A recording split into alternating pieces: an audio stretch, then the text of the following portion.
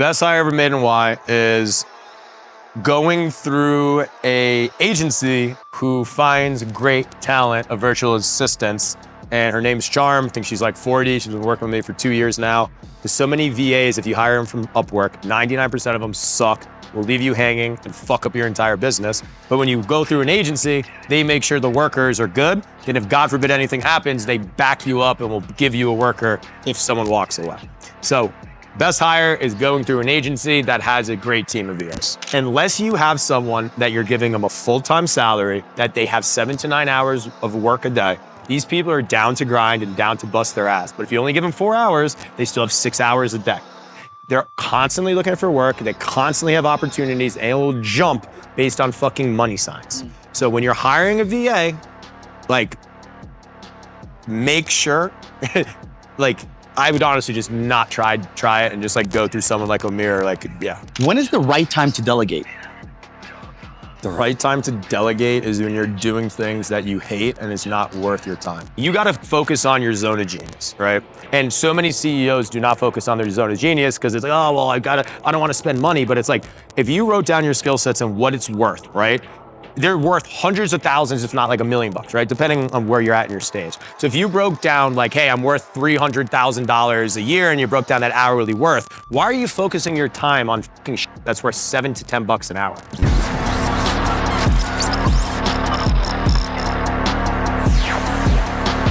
Welcome back to Make America Remote Again. We are here in Medellin, Colombia. I'm here with my friend Derek. Derek, thank you so much for joining the podcast. What's up, brother? Oh man, long time Super coming. pumped. Long time coming. Derek and I connected about a few months ago, right? Mas o menos, but we've known each other. We've known each other for quite some time. We're friends on Instagram for like 3 or 4 years. IG friends. Yeah. And he's joined our Medellin squad here. And I'm excited to dive into Derek's story and also what he does now because I have not interviewed anybody that does what he does, which is very, very unique. But before we get there, Derek, how did you get to Medellin, Colombia? What brought you here? Medellin, Colombia, man. Well, first, thank you for having me on, man. Definitely an honor. First podcast, by the way, too, so taking my V card, so take that in the books. But it was right before COVID. I dropped out of college when I was 21, tried to do the whole make money online thing. Super hard, I'm 32, so 10 years ago, man, there's no resources. But once you start making money, I was gonna go to Bali, COVID hit. I did Playa del Carmen, came back home, broke up with my girl after like 7 years. I'm like, my boy lives out here, owns a huge OnlyFans agency for like 6-7 years. He goes, bro, I'm telling you, come to Medellin, because you'll love it. And I was like, you know what, dude, like, why the fuck not? Came here around 2.5 years ago and absolutely love it. Living here, got my visa, then honestly looking into buying some real estate here too. Yeah. Then kind of just going with the flow from there, bro. Awesome. And you're from? New Jersey. North Jersey, okay. Born and raised in the like boondock woods, like So, lakes, rattlesnakes. Yeah. How far are you from like where The Sopranos was shot? The house where it was shot actually is neighbors to one of my friends, so maybe like 30 minutes. Okay, I nice. never watched Sopranos. Nice. I'm a big fan. I'm almost done with the My show. dad's telling me I need to watch it. It's an incredible show. So you mentioned 23, went through, thing with a girlfriend, all that stuff. What was your first entrepreneurial like journey? The first one was, well, I guess when I was at football, I was like flipping candy from Costco, right? Okay, it could be flipping something else, which is good. Got into that too. Yeah. But the real first hustle that I got into, it's actually kind of funny. And this is where I look back, I'm like, holy shit, this has always been in my blood.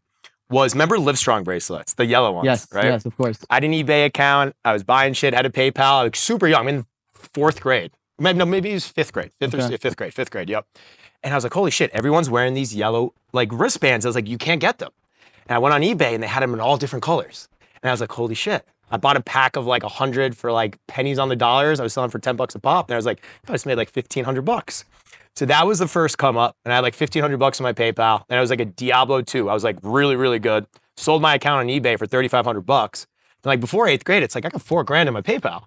So that was like my first 2 entrepreneurial things. Then got into selling weed in high school, big time. Yeah. I'm sure a lot of people did. Of course. A lot of entrepreneurs are, but So you've had this entrepreneur bug in you for a while. I mean, obviously from candy, weed, and high school. Yeah, 100%, man. And then, did you go to college? Yeah, I went to Rutgers University. Graduated? I dropped out. Okay.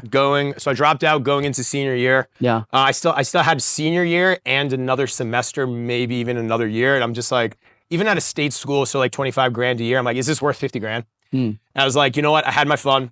50 grand a year. Well, it's 25 grand, 25 grand. So I'm saying 2 years, that's like 50 That's grand. still right? a lot. Yeah, it's a lot, man. 100K in 4 years, you know? Yeah, 100%. And, you know, it's like I had my fun, did the whole single thing, got wifed up, and I was like, what am I doing here, right? Then in college, right, as we get some connections, that's when I was introduced into Vima, right? And that's where I was like, holy shit.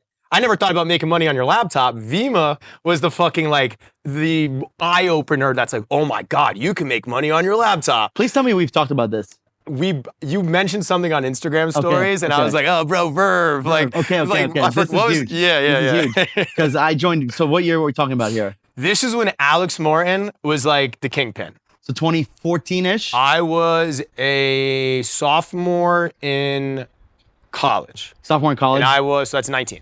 So 20... I'm 32, so 19, so I don't know what that's, 10. Oh shit, it's fucking 13 years ago. Yeah. Okay, 13 years ago. 2012. Yeah. So I got into it in 2013. I'm trying to see if we're in the same world. Yeah, and I'm the whole Northeast rush. This is so crazy because every time I talk to younger people that were in Vima, I get freaked out because it genuinely changed my life. Like, you know, some people got into it and they got out. Some people didn't make any money. I was one of the people that was in it, didn't make a lot of money, but I made connections, and I made the one connection that changed my entire world.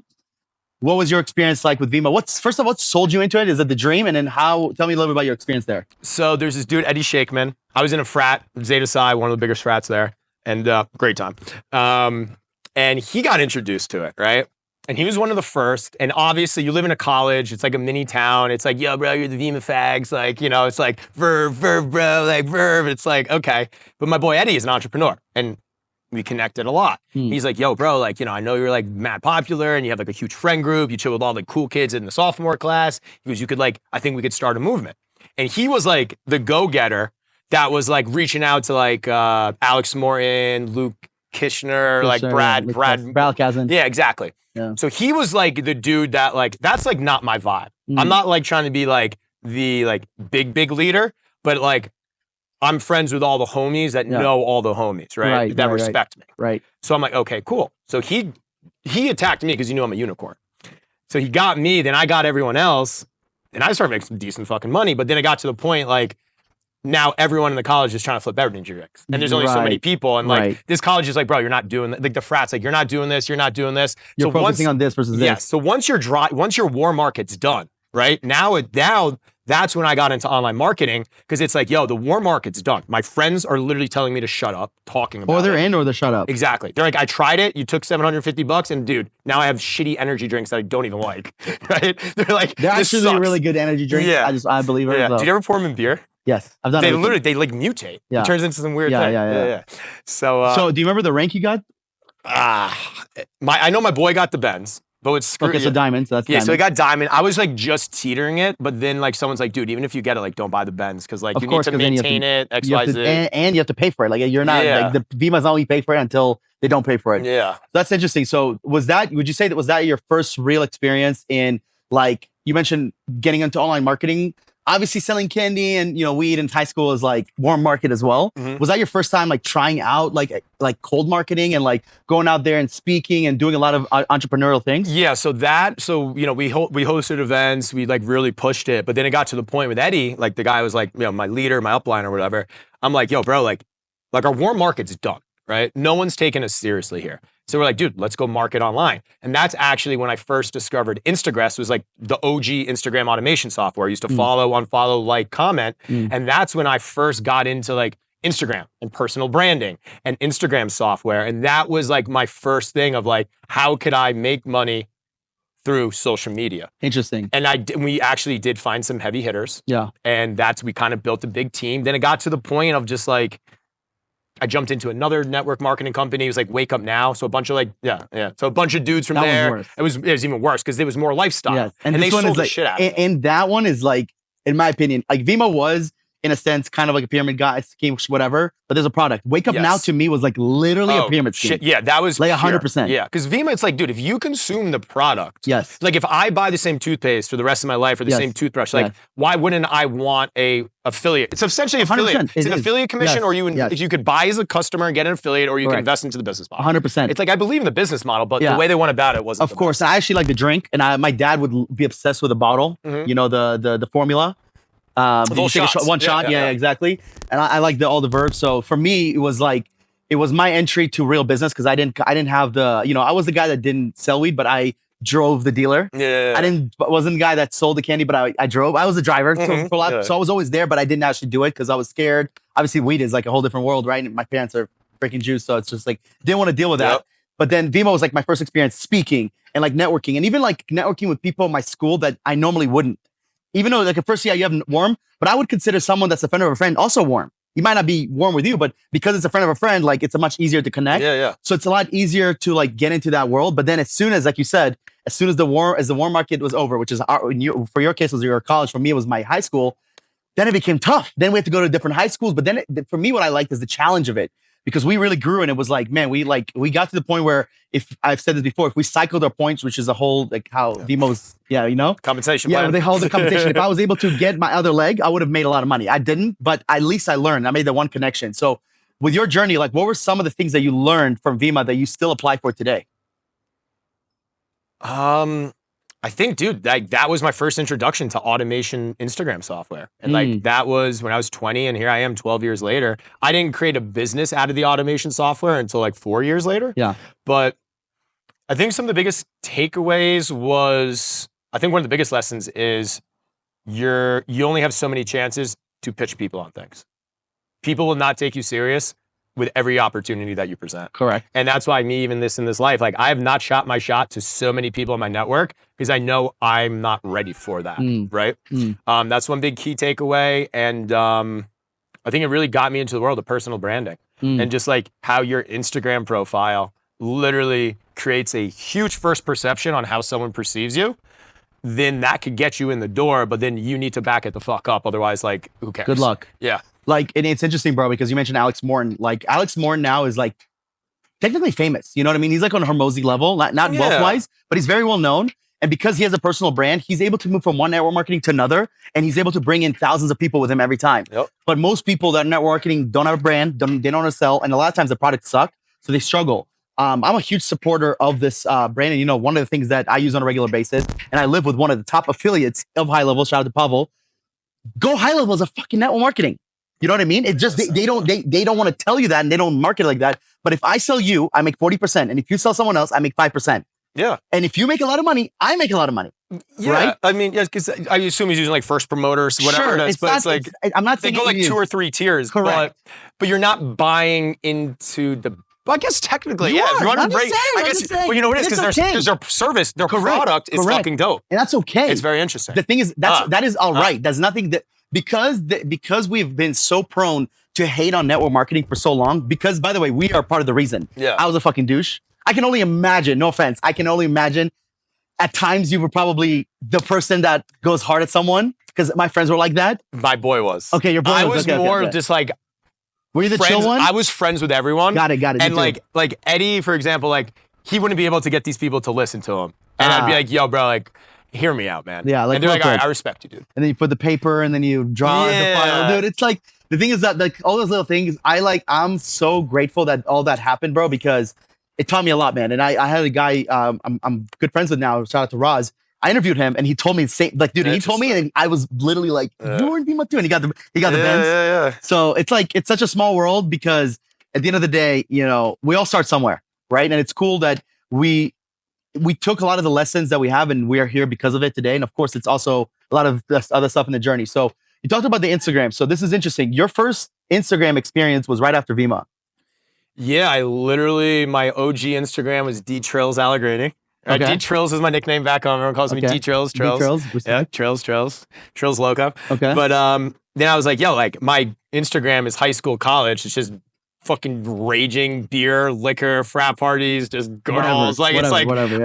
I can't take this serious. No, of course So then not. the Instagram that we're friends on now, that's the one I started. Got it. And that thing's like 10 years old, man. Like Wow. that thing has been through every automation, there's people there that's like following me. I'm like, I don't even know who you are, bro. Yeah, of course. So I started that secondary account because Yeah. I was like, if people are going to take me serious, I need to start representing myself as an entrepreneur. For sure. Because after Vima and Wake Up Now, I got into Paid to Save, which was like a whole other one. Yeah. I built a downline of like 250. I was like pretty big, like working with the owners and like the co-founder. Like we were building really big teams, but then the app fell apart. Like a very, really cool concept. It was like Groupon. So if you like, you get people to download the app and they use it, then you get commission. But the whole thing was you had to get stores on board. Got it. So once you get a store on board, you actually also get commission every time someone used the Groupon at the store. So it was a really, really cool business model, but it's just like MLM. It's MLM, exactly. It's and hard. you need to bring on big dogs. You can't rely on 20-year-olds to for sure build your business. That's what happened with Vima essentially, and that's why it's actually interesting. I have a friend that's in talks of buying Vima right now. I'll tell you that on a separate story. But so you're like an OG Instagram user, because I think a lot of people did. And it's funny you're saying like the party raging down. I'm like, dude, literally I had to go back and like archive all my photos. If you go into my archive, it would be hard for me to do business. So, you know what I mean? And it's okay, because that's what Instagram was at one point, just flexing your life as a college kid. But the other thing too, the flexing was, dude, you used to take a picture, right? And you literally used to take a picture of your fucking food. It'd be like, dope food, and you threw one filter. Or like your beer. Or beer. Literally be like, yo, dope podcast. Yeah. But like now, dude, it's like, I'm only posting heat. Yes. Which is so interesting, because back in the day, Instagram was a social media platform. Literally. Now it's a fucking highlight reel portfolio. Correct. Which is crazy. So true. That's so true. It's same thing with Facebook, bro. It was interesting because I was looking at my friend's Facebook. And dude, from like 15 years ago, and I'm like, dude, some of these things, we were literally thinking our thoughts out loud and just posting them. And it's like scary what a 23-year-old college kid thinks. Like, especially before, today it's already a different world, but like 2011, 2012, 2013, 2014, we're kids, bro. And we're like, we should probably not say anything, right? The shit, like I was reading some of my past comments. I'm like, if I was ever famous, bro, I was like, I'm getting like, you're racist. It's like, bro, back in the day, this was like how we talk. Yes. It's not racist. It's literally everybody said whatever it is. Whatever it said, I don't know what you guys, you guys don't know what I said, but whatever. God bless. God bless. But it's so funny, just the dynamic of like, how that used to be. Yes. I used to create like photo booth videos and drop it on someone's wall. Like, bro, what's going on? And like everyone saw it. Dude, but like, it's crazy. I have a picture of me on Instagram from probably like 12 years ago of me being completely hammered. And I'm just with a bottle like this. And I'm just totally fucked. It's like a picture I wouldn't send to today. I wouldn't send it to anybody. You know what I mean? Back then it's like, that's normal. This is what Instagram's for. It's like Snapchat. I feel like Snapchat kind of made it more easy and made it more simple, but Snapchat's in and out. You send it, I open it, I never see it again. But Instagram, we would just keep it there forever. And you know what's funny? You said about the highlights. Instagram is not just a highlight portfolio. Now you have highlights of highlights, because you can put your highlights on. You know what I mean? So it's like, and then you look at someone's life, and it's hard because I've gotten accustomed to it. But like, you think someone's life is so perfect, and I think that's where Instagram, in my opinion, like really fucks with kids, because you and I are old enough to realize, okay, this is not real. But dude, if you're 16, 17 years old and you see someone like drives a nice car, goes on nice vacations, I think it really messes with kids' dynamics, and it also like their mindset. You know what I mean? And how do you don't just cancel Instagram? You don't just make it older. What are your thoughts on that? Because obviously you're an avid Instagram user. Yeah, I mean, I think it's more of the fucking I wouldn't call it scummy marketers, but like a manipulation marketing. So like they're like, a lot of these guys that flash it, they're doing it for a reason, is to monetize on it, right? A lot of these guys, it's like, they're dressing to the par for a reason. Half that shit's probably not even real, but they're flexing. So it's like, they're flexing for what? A lot of these guys have something to sell, right? And it's like, you have a lot of these guys that like, kind of like the Andrew Taters. There's a couple guys that I know too. It's like you were my affiliate for my company. I know how much you're making, and you're fucking lying on your shit. For sure. I'm like, I can't tell you what to do. I mean, you're making me money, but I'm like, now I watched him jump into 4 other companies, and I'm like, oh, I made 80 grand last night, the other month. I'm like, bro, you just started a YouTube channel like 3 months ago. There's no fucking way you fucking have 80 grand rev coming through YouTube. Like, not yet. But he's in fucking every luxury car. He's in Dubai. He's in this. Selling the lifestyle. And I think that is where me as a grown-ass man, I see through the bullshit. But as you said, 15, 16, 18, 21, 22, there's always a new wave of people coming into the online world. And just like us, dude, we got trapped. We got sold by Vima. Perfect fucking example. The money, the cars, the lifestyle, the freedom, we got sold into this. And now there's so much bullshit on the internet. And Instagram, what I really believe, is a great portfolio and a great flex. But the true trust is built via YouTube long form content. I agree. Yeah. And even more so, which we'll dive in the DMs. Like if you're actually talking to the right person, I think that's where the relationship in Instagram made. Obviously you can comment, you can like, you can post stories, all that stuff. I think it helps. But I think that, the comment section, which is what we'll talk about here. And I agree with YouTube, man. I honestly, if you remove every single platform that I pay for entertainment, whether it's Netflix and HBO, all that stuff, and just give me YouTube.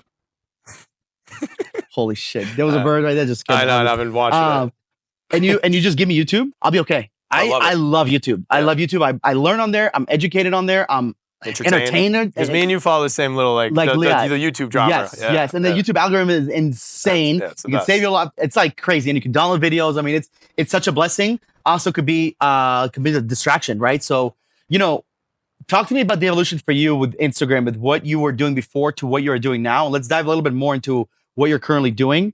I got into Instagram to obviously start doing the whole Vima thing. And after that whole thing was like the whole social media agency, Ty Lopez phase.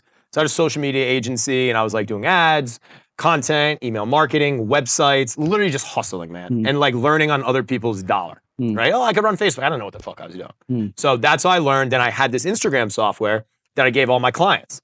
Run in the background, deliver cool results.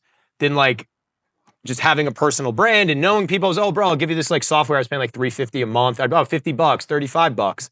And I was like, wait, this is like the easiest money I ever made in my life. Passive income, right? Residual income. Then I was like, wait, what if I actually started pushing this instead of like websites? Because I was designing the websites, I was learning, great learning curve.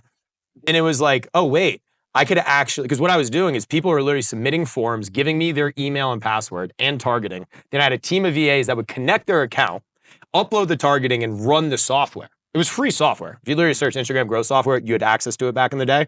But then my boy was a developer, and I was like, oh, wow, they could actually connect their account via an API. And that's when I was like, holy shit. Now they could connect and onboard because there was 2FA at the time. And that was the biggest leak in the bottleneck, right? So once that happened, then my team would just upload the targeting. And I was selling the shit for $35. In my eyes, $35 a month. I had like 100 clients. I'm like, oh my God, wow, I'm making $3,500 a month.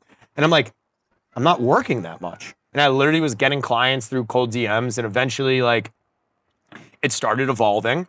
And like I said, I linked up with an affiliate one day. I was my best month. Like, it took me like a year to get to like 10K MMR. Then, and this is $35 a month? Like 35. 35 was like the low. There was like 35 was the low. Like if you didn't purchase, I had email drips and shit. Then it was like 50, 75, 99, right? 50, 79, okay, yeah, gotcha. I was paying 350. I didn't own the software. It literally was like using Instagram. Back in the day, everyone had access. Got it. So then that's what happened. Then I finally hit 10K. First time I go on vacation with my girl. Then it was like, oh my God, I just woke up to 30 sales. Like it took me like in a day. I was like, it took me like a month to make 30 sales. The next day, another 30 sales. Next day, 40 sales. I'm like, holy shit, I guess brought in like. And it's just automated, right? What happened was an affiliate signed up. And then I messaged him. I go, who are you? He goes, dude, I literally ranked #1 for every Instagram search term for via my blogs. He goes, if you give me 40%, I'll make you rich. And literally within 90 days, I went from like 10K to 110K MMR. Literally, there's a month, even after paying him 40%, I could put like 65 grand in my fucking pocket. So from a year to hit 10K to like in a month, Dude, I'm literally just like, whoa. I'm like 26 and a half. Like, I'm just like, holy shit. And how at that point, did you have team members? You mentioned I had a team. So I had a team. I had a VA. It was my first hire. We were like on and off for like 4 or 5 years. And I was like, yo, like Leia, like shit's getting crazy. Cause like when people are on board, we did all the targeting. They didn't have access to the software, right? So there was that gap where now with my current software, you connect your account and you do everything, right? So I didn't have a team doing everything. So she stepped up to the plate. I actually still work with her 10 years later, my first hire, pretty cool. My first hire and her first hire. Very cool. Yeah, so sweet. For her first remote job. Yeah. 10 years later, we still work together. I've seen so her cool. development. She runs a beautiful business, such a beautiful woman, like trust her with like everything. And I'm bringing her back as my operations manager. So anyway, like that's what happened. Then I woke up one day, PayPal shut down my account. Because everything was through PayPal. PayPal and Stripe. So I hedged my bets, thank God. Got it. So but it's all residual subscriptions, right? So when they shut me down, it's like I literally now lost my subscription to my client. So it's like you giving me your credit card info, and I'm currently. So now I can't. It's like, yo, Amir, could I like? Oh, I need to put you on Stripe now, right? So they did that. Held, I think, 25K cash. Never got it back. Which fuck PayPal. How much was it? 25K. They never gave it to me back. They're like, oh, you made this because technically you can't sell Instagram services on Stripe and PayPal. And they just keep your money. They literally shut down all my subscriptions. Kept 25K. Said you made this money against their TOS. Never got it back. Customer support was horrible. Then Stripe, I had like 75K or maybe 80K MMR coming in. They shut me down like 3 days later. Boom. So literally $110,000 MMR coming in within like 3 days. I can't charge my customers now. They're like, you have 72 hours to transfer this over to a new payment provider.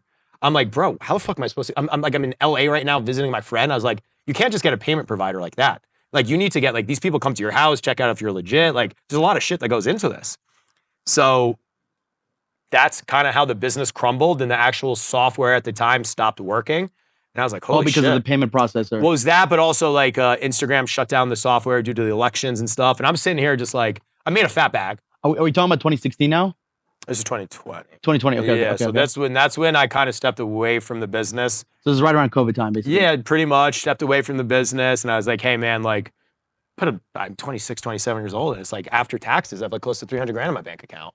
Nice. And I was like, this is chill. So how long from when you made 100K a month did that happen? It died out, I think, within like 4 to 5 months. Yeah, it died out pretty. Like literally, it was like 8 months. And my life literally financially went from this to this. And you know, when you're making 60 grand, like when you put 65 grand profit in your pocket, my appreciation to making 5 grand a month, 10 grand. I'm not doing too well right now. I'm currently scaling and putting all my money back in my business. But like, I'm like, holy shit! If I made 65 grand a month profit right now, like I can't even fathom that again. Even 25 grand a month's retarded, right? So like, it really humbled me. Then like COVID happened. I was supposed to go to Bali and I'm just like, I'm stuck at home. I was like, I don't know if I want to get back into this Instagram thing. I started a jewelry company. I was running a clothing brand. Like that kind of wasn't going too well. And at no point were you like, I'm going to get a job. I'm just going to work remotely. Like that was never in your... No, to be honest, man, I mean, it's not easy. Especially too, I mean, if anyone's like listening to this and like a young gun, like when I was 21 and dropped out, making money online wasn't a thing. Like literally it was like, oh, drop shipping and like network marketing. Like there wasn't the available resources. There wasn't the mentors. There wasn't the gurus. Like it wasn't a thing. It wasn't a fad. And if it was super, super low key. So like I was in the trenches. And anyone doing it now, it's not saying like it's a struggle, but it's the amount of knowledge and education out there is 100 times more vast than it was. So I never thought about it, but you know what? I lived with my parents almost till I was like 27, 28. Cause like I can't afford rent, dude. Like my first 4 or 5 years, like I didn't know what I was doing. Like I had a part-time job. I was running an agency. I was doing content for a vape company that owned like 10 different shops. Yeah. I was busting my fucking ass and I was living with my parents. You know, it sucked, to be honest. My friends were living in New York City, Hoboken. My girlfriend had a good job at the time. And it was just like, I was fucking bringing fireball shots to the fucking bar because I couldn't afford beer. And I was like living with my mom and dad. And it was like, if I could go back, would I do it different? I don't know. Maybe. But definitely learned a lot. That, which is important because in my opinion, when you're in 20s, that is the time to learn. Like you want to fail as much in your 20s, start businesses, don't do good, maybe go into debt, whatever the case is. So that way you can gain the experience. So that way in your 30s, you can live a blissful life. And then in your 40s, you never have to worry about money again. You know what I mean? And ideally that happens in your 30s. Yeah. And I know, we know some people, dude, that are young killers, like literally in their 20s, but dude, that's so fucking rare. You know what I mean? It's almost like being born it's like the point with your parents. Dude. Yeah, it's like your parents being rich, but also being good parents. Yeah. Like, you know what I mean? That's talk about rarity, you know? I agree. So you went through that, obviously you made a lot of money, learned a lot. Lost all of it. Made, lost, right? Gave you the first taste of experience of what rich looks like. First time in your life ever, right? Because Vima showed you what possible, but obviously you didn't make the type of money you made with Vima with Instagram. And then went back to your family. And then what point were you like, all right, I'm gonna figure this shit out? What changed? Yeah, so I think like I said, it was you know, just like after getting out of a super long-term relationship, I'm like, yo, like because that was something that was keeping me back too, right? I got out of that. I'm like, the world's my oyster now, man. Moved to Playa del Carmen, was out there for a couple months, came back home, and I was like, hey, mom, dad, like I can't be here anymore, right? Like it's time to like get out of here. And it's just like, this is holding me back. I'm at the point, because I was ready to move out before COVID. Right? I had the money, I had everything ready to go. Then COVID happened and I was like, fuck, dude, I don't know what to do. And that was like 2 years. I think it was like 26 and a half at the time, or now I'm like 28 and a half. Because there's 2 years you couldn't do shit. But during that time I moved to Brooklyn. Then Brooklyn is like, oh, if you don't have your vaccine, you can't do anything. So now I'm living in Brooklyn, like, what the fuck am I supposed to do? I literally can't go to clubs, can't go to bars, can't go to shows. And I'm just sitting at like dive bars, like, you know, in like, I was like Montrose, like, you know, Warehouse, Williamsburg type vibes. Moved back home, then I was like, all right, like, I can't be here anymore. Losing my mind. Then I came here like 2.5 years ago. And since then, it's like the best move I ever made, man. Yeah.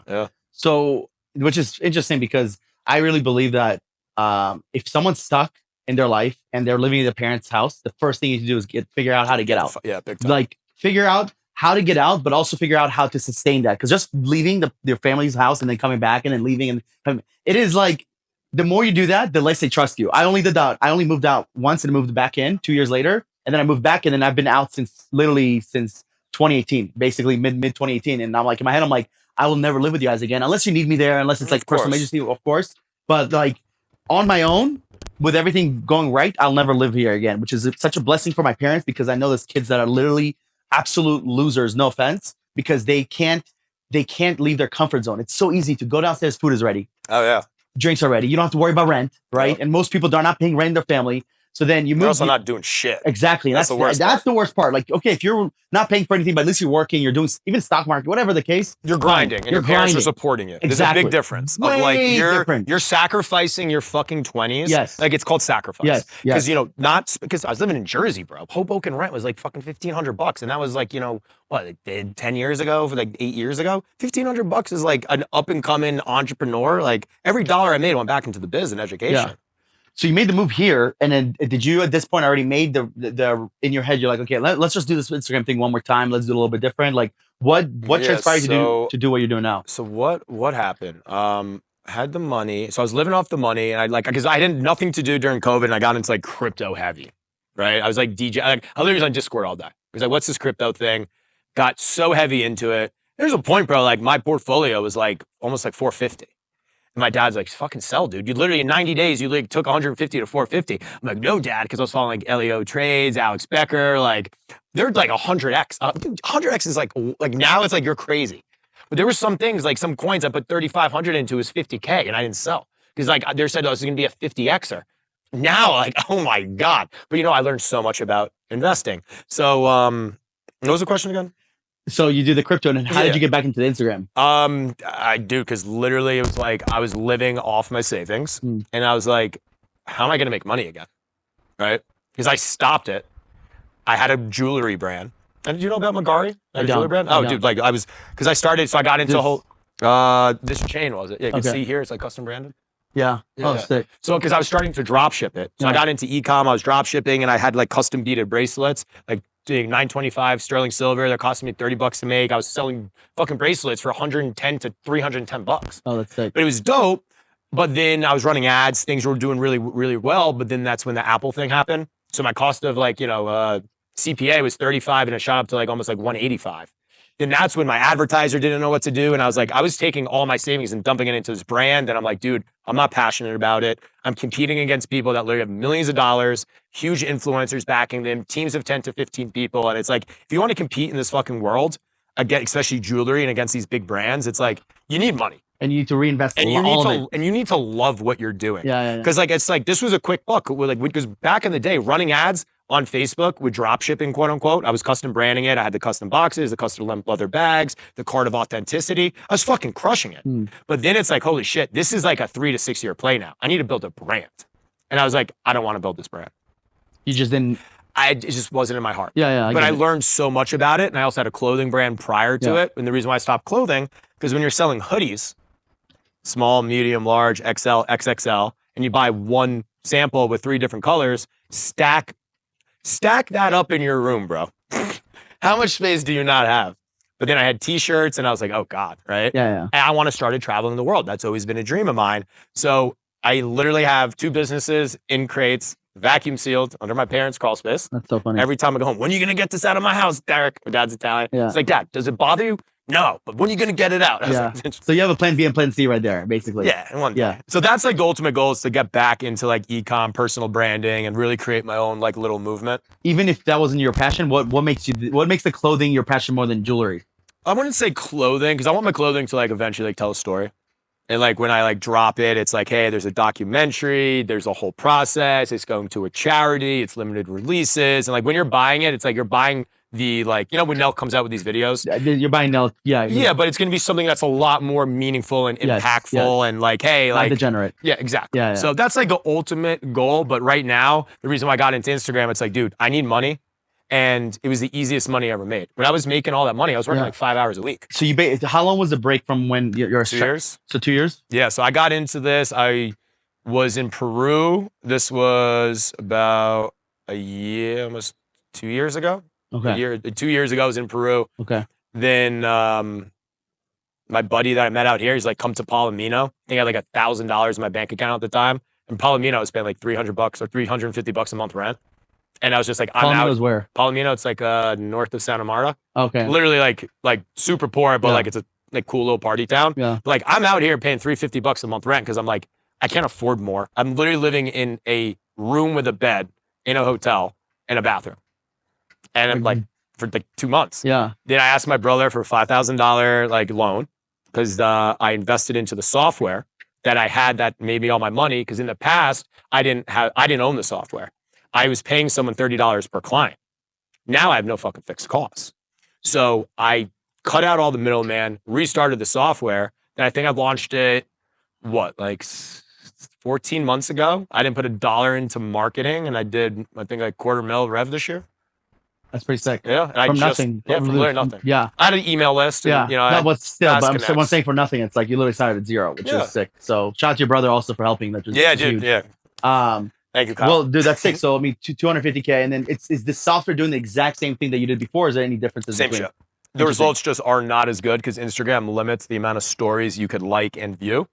So like 4 years ago, bro, people are getting like triple to 5 times the results. Give us the elevator pitch about what does exactly the software do.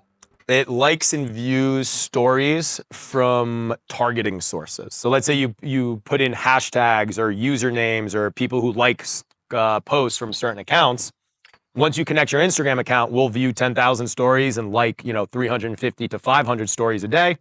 Just playing numbers game, you get people's attention. Oh, who is this person that liked my story? They check out your page. If your content doesn't suck, if you resonate with the target, if you use good targeting, you'll see an increase in followers, likes, views, saves, shares, clicks. Yeah. And it's like, on average right now, it's like you'll gain 150 to like 350 a month, plus all the added benefits, followers. Oh, interesting. Yeah. Is that the goal, is to gain followers, or is it getting? Well, at the end of the day, I send organic targeted traffic to your page because I am engaging with stories on behalf of your account. After that, my job's done. Right. And the rest is up to your content. Your content and your targeting. Your Got targeting determines the quality and your content determines the conversions. One of the biggest mistakes I made on Instagram was 5 years ago. I bought followers, and I feel like I got shot at for a little bit without knowing. Bullshit. It's such bullshit. No, also, I'll put the theory to rest. Yeah. Right? Because here's the thing. Yeah. Sorry to interrupt. Yeah. Because so many people say shadow ban, and this is like, dude, if your account's on public, I could buy followers for your account right now, and I could buy engagement for your account. If Instagram harmed you, wouldn't there be cyber Instagram warfare against these huge multi-billion-dollar brands? Instagram cannot harm you if your account's public because anyone could do it. How do they know your competitor isn't trying to ruin you? They can't harm you because of that. That's my own theory. Yeah. But in my eyes, I think it would be cyber warfare if it actually had like Instagram cyber, whatever you want, not warfare, but like in my eyes, they can't like harm you because anyone could do it. Like right now, I could buy you 1 million followers, and the click of a button, it'll be there in like 24 hours. I mean, yeah, I might $2 per K. No. I don't need that many. I mean, the thing is, I bought like 50K. I bought 50K followers. He only delivered 36, and 33 of them were bots. Yeah, they're all bots mostly. Yeah, which was kind of trash. And here's what's interesting though. In my eyes, a bot account is someone without a profile picture and like XYZ 1 2 3 blah blah blah. You don't want that. Yeah. But there's active looking accounts where these people are investing into a nice profile picture, a legitimate username, an okay bio, and like 24 posts. So in my eyes, I work with active looking accounts, still bots. But in my eyes, I'm like, dude, this is an active looking. Like you can't tell it's like fake unless you look at every single person you liked and be like, oh, these are very similar. But what's the difference from an active looking account than a real person who's not active on Instagram? Perception. Of how For sure, 100%. Yeah. I'm gonna guess like at least 10 to 15 of them were no picture, XYZZ, But like there's some that looked real, and until I did research, I'm like, this is not a real account. Yeah. But you have to do research for that. So like where I struggle is like, dude, I've been putting a lot of content, and we've gained followers, but I also removed so many of the bot accounts because I'm like, you can remove them now, right? Yep. So I've lost like 3,000 to 4,000 in the last year. Yeah. So, but I've gained real followers, but it hasn't looked. So I've been kind of stuck in this like number. You know what I mean? And it's just like hurts my ego because I'm like, my subscribers have gone up. My Remote Latinos has gained followers. My business partner, but my fucking Instagram has been like stuck. It's just a number, bro. It is. It's not how many, it's who. That's what I always say. Right. Because one of my buddies, it's like he started YouTube. He has 150 subscribers on YouTube and like 1,000 followers on Instagram. He's literally made like 100K profit in 90 days because of his YouTube. And that's where, like, right there is a testament. Or even look at Icon, bro. Yeah. He started a brand new page on Instagram, had 8 posts and one hit, what, 500,000, 650,000 views? Crazy. So it's just like, this is where people listening, it's like, don't stop worrying about the numbers. Worry about who is actually seeing your content. Right. And that's why I like the comedy route, because I've noticed, like, okay, so I've tested everything. And the thing that consistently showed me, hey, you're funny, make funny content. That's what I'm going to go for. And then, of course, long form and, you know, get better with YouTube. I had a question to you about like Instagram, which was You got it. we'll cut this part out. But the question I had for you on Instagram is,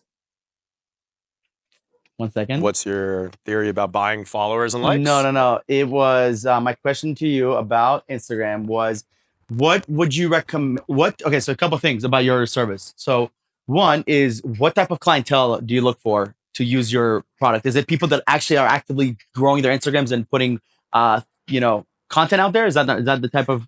Well, yeah. clientele? So I mean, for the software, literally, it's like if you're on Instagram and you're looking to grow an organic following, like I work with all small business owners. For what I charge, it's a no-brainer investment. Because without my service, you're legit not growing. 99% of people are not going viral. 99% of people, like you got to really be super selective and super niche to actually create viral content. And that's where my software comes in. So literally, it's like, you don't need to create consistent content. It's like, if you have dope content and run my software, people are still going to follow you. Right. But the consistent content is how you nurture your leads. Because every time you have a new follower, it's like planting seeds. How do you water the seeds to make them grow? Some seeds will never grow into a flower. Some take 1 year, 3 months, 2 days. You post stories, you send a welcome DM, you send voice messages, you comment on their posts. So I'll give you the followers, but it's what you do with them. Right. So if you're not converting your followers, just like, hey, you capture an email for your email list, but if you don't have a follow-up sequence, that leads is fucking trash. Nothing. If you don't have a good follow-up sequence, it's not going to convert. But now you have the videos and this, and you're sending weekly campaigns. That is where so many people are like, oh, bro, the service doesn't work. It's like, bro, but you're not trying to convert. Are you like following up with the people that you send a welcome DM to? Are you liking their posts? Are you going actively headhunting, trying to convert? But at the end of the day, if you're looking for organic traffic, around, like on average right now, you're getting around like 5,000 profile visits a month. That's how I break it down to people, because like I don't sell followers. Like human beings are checking out your page. Like one, that's really hard to do. And a human being is actually following you, which is really, really hard to do too. And like I said, based on your targeting and your niche, that's where the results are. And it's really interesting because a lot of people don't see the value of like, oh, I'm paying $100 a month. I only gain 150 followers.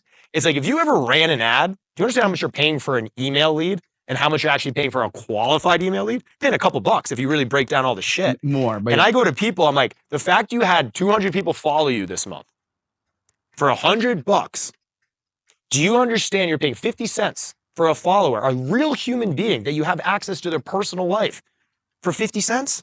Start using your brain a little bit. And this is where so many people they don't think like business owners. Yeah. How much is the comments worth on your pinned post? How much is those shares worth? How much are the link clicks worth? And if you break down all these different KPIs, it's like, bro, this shit's worth fucking $1,000. And this is where now, because the followers are not the follower growth is not as good as it used to be. Dude, like 8 months ago, you're getting like 500 to 1,000. But so many people are like, they're not thinking like business owners. So this is where now I like introduce new services like cold DM outreach, engagement, close friends, because so many people don't see the value that I'm trying to add more value to my offer where it makes more sense. I love that. So what I was actually going to ask you outside of that, there's 2 questions about your service. One, I get messages from people, random people all the time, and they're not bad. They're like, hey, I saw your video. It looks super cool. What do you do? Hey, like whenever I see this, I'm like, this seems like you want something from me. It doesn't seem like you actually want to connect. It's so obvious. They like my story. They like my photos, like 3 photos. They like my story. And then they'll message me. And the message is never good. So I've noticed, I'm like, they like my story. They like my stuff. So they're getting my attention. But their message is not congruent with what they think they're trying to do. Does that make sense? So I think that's such a big part where I wish they would just like my stories and like my stuff. And then one day be like, dude, like, how does hiring work? Like, it's like try to become a client before they try. That's what I would do. That's what I would do. I would try to become a client before I try to sell my service. I would try to find out more about your business before I try to sell you something. And I feel like it's always like trying to pitch me something X Y Z, and I'm like, Yeah. and I never respond, and I I agree. block, and I'm like, this is just such a waste. It's worse when women do it, but only because I'm like, oh shit, who's this girl? You know, like, oh, she just wants a job. See the profile picture? Yeah. I'm actually testing that with my cold DMs. I'm using Smart. Marianne. I was like, oh, Yes. like, what's the conversions now if I use like a beautiful fucking Colombian woman with a profile It'll picture? definitely and help. post? Let's be Yeah, honest. we'll see. I'll let you know. So when we going back, when you helped your brother helped you, how did you build this? Did you hire developers? Like, what was the process there? Yes. So the way it works is like I don't own the code. It's open. The code's open. So I guess like I'm not a developer. I have no fucking idea, man. So the guy who creates it, he works with like very few unicorns. And you're Because one of the unicorns. Okay. Before it was open to the public. Got it. Shut it down to the public because Meta knows who he is. They shut down his shit and he pretty much said, bro, you're not selling this to the public anymore. Like, we're banning you from Facebook and Instagram. Hide your shit and find the agencies you want to work with. So I'm in a Telegram group, literally with like a very selective group of people. And I could go take my software and go replicate it and sell it to other people in XYZ, but I couldn't tell you a thing. Interesting. I literally, You don't know how it works. I literally, it's like Just know it works. I pay my subscription. Literally, I pay a subscription and I pay a developer to do the updates. But within this code, people take what I have and create beautiful masterpieces, which is why I actually want to talk to Quentin, because it's like, dude, there's so much I could do with this, but I just don't understand code. I know how to sell and I know how to build relationships and I'm the face of the company. But when it comes to this shit, it's so beyond my comprehension. That's how I know WordPress and plugins, but this is just like it's too much. It's like, like, like trigonometry. I was like, I didn't even know what trigonometry. Like, I can't even say it. yeah. No, I get it. It's funny because I have a marketplace and it's the same shit. I'm like, dude, I don't know anything. I can sell it. I can market it. I can create relationships. I can push this, but I don't know how to do the rest, which is interesting. So, we have a new section called Mara Questions. So, which I'm going to ask you. I'm going to choose 6 questions to ask Derek that we haven't covered yet. And we're going to be doing this specifically so we have cool clips. Go. No other reason. I want some cool clips from you, okay? All right. So you actually gave me your biggest month to date in terms of revenue, which was 110,000. Is that the biggest month you ever had? Nice. Let's do another question. All right, here's the good one. If you could start a charity tomorrow, which cause would you go after and what would you call it? I think the charity would be I'd find this like selective group of families that I just like connected with. And I wouldn't donate to the masses, but I would just find like individuals that just are really struggling and have a crazy story and give to them rather than the masses. What would you call it? Call it? Help a brother out. I don't know. I don't know, man. I like it. Okay. It's just top of mind. I don't know. All right. I want to dive a little bit more on this. What's the best hire you've ever made? I'd probably say this. I want to make that joke, but that fucking. Yeah. 911, I'm gonna do the whole thing again. Ready? Okay. That's what my roof looks like. Oh, I have some good questions for you. All right. Ready? 3, 2, 1. What's the best hire you ever made and why? Best hire ever made and why is going through a agency who finds great talent of virtual assistants. And her name's Charm. I think she's like 40. She's been working with me for 2 years now. There's so many VAs, if you hire them from Upwork, 99% of them suck, will leave you hanging and fuck up your entire business. But when you go through an agency, they make sure the workers are good. Then if God forbid anything happens, they back you up and will give you a worker if someone walks away. So best hire is going through an agency that has a great team of VAs. I love that. But we did not hire them remote Latinos yet. We are going to hire them in the future. Okay, on the flip side, what's the worst hire you've ever made? Every fucking VA that's not through an agency. They're great until they fucking just stop answering you. Do you feel like just like the connection's not there, the work ethic? They always look, because one, it's like this is my experience from going through a lot of VAs, a lot of them were part-time. Unless you have someone that you're giving them a full-time salary, that they have 7 to 9 hours of work a day, these people are down to grind and down to bust their ass. But if you only give them 4 hours, they still have 6 hours a day. They're constantly looking for work. They constantly have opportunities, and it will jump based on fucking money signs. So when you're hiring a VA, like, make sure, like, I would honestly just not try it and just like go through someone like Amir. Like, yeah, it's just not worth it. Yeah, make your life Because easier. when they stop answering you for a week and they run your business and do all the delegation and all the bitch work, and now you need to go do it on vacation, or they literally just quit out of the blue, and now you need to jump in, and now your day is picking up their work and now hiring and firing, the amount of stress and time and money you lose is worth paying the couple extra bucks to someone that you know will keep you safe and secure. Love it. Love it. Yeah. What is Big to time. date? To date, what is the best investment you've ever made? To be honest, I joined a men's group around 2 years ago. You know Wyra and Hamza? Of course. Yeah. I to met coach him in Wyra sales. and I went Wyra and that's so funny. And Plydell Carmen, then he pitched me on it. I've been in that group now for almost 18 months. It's a business, marketing, but it's like a fucking therapy session. And to be honest, I've grown so much as a man, and seeing my development through that has been astronomical in so many aspects of my life. Tell people a little bit about this in an elevator pitch.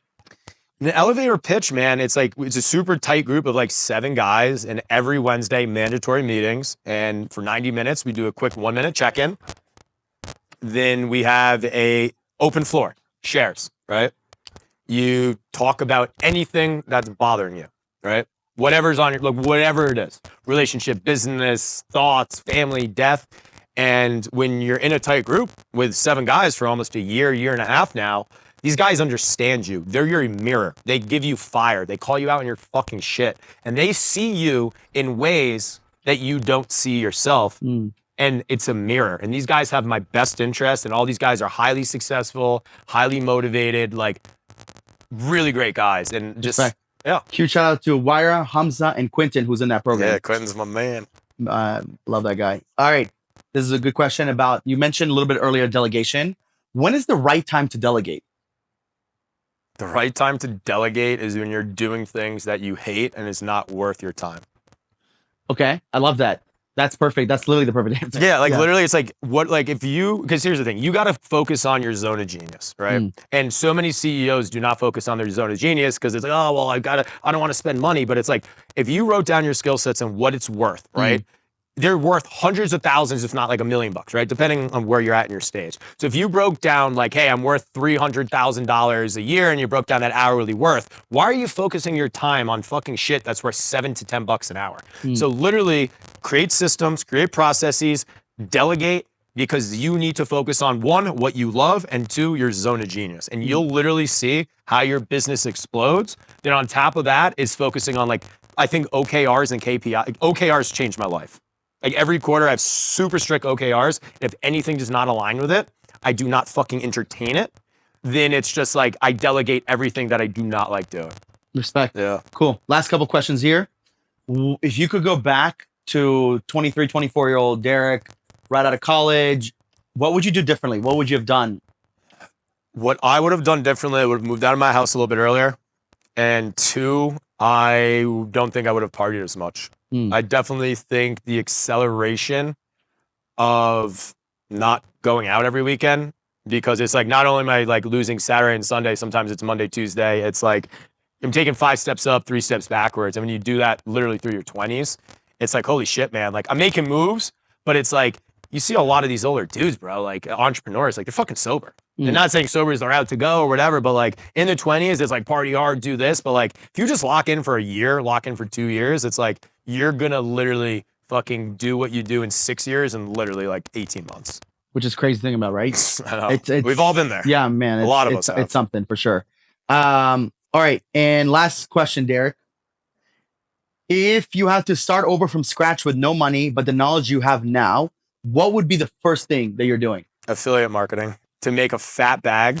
Literally, I tell so I was talking to my buddy Paulie before because he's trying to start a business. Like he was like, he was talking about doing something similar to you. And I was like, dude, like every single one of like my boys, my mentors says affiliate market. Because if you create a business, building a business is fun, but you need to fucking market. So many people build for 2-3 years and don't know how to market. So learn how to market someone else's business with proven business model and success. Then you can open up the doors to creating your own business. That's honestly, if I go back, that's what I'd do. I so agree. Mostly because I get to live with someone that's done it, and now he's making a bukkake amount of money. Yeah. You know what I mean? And it makes you Without question a little half the bit. stress. With Yes. like literally a tenth of the A stress. tenth of the stress, much higher margins, much less hours of working, Yep. and makes more money than everybody. And I think the other thing too, you're focusing on one skill set, Yes. which is marketing. As a Yes. business owner, I'm glad because it's like, because honestly, I'm not an expert at fucking anything, but I'm really good at a lot of things. And I think now it's like, it's cool. Like, if I did it backwards, because I could have made more money quicker. But now it's like, I know so many things about so many things, which is really, really cool. But now it's like, I want to focus on my zone of genius, which is creativity and creation. And running a business, if you're a creative, you really lose a lot of the creativity in the first couple of years because you need to learn how to build. Yeah. And when you're building, you're not getting into creative. And a lot of businesses, you don't need creative to make money. Correct. Yeah. Boom. Start with marketing, start with affiliate. Derek, it has been a freaking pleasure. We're here in Medellin, Colombia, and I'm so excited that we got to talk. We'll 100%, eventually bro. have another one of these. Yeah, and dope. guys, remember, we are making America remote again. See you on the next episode.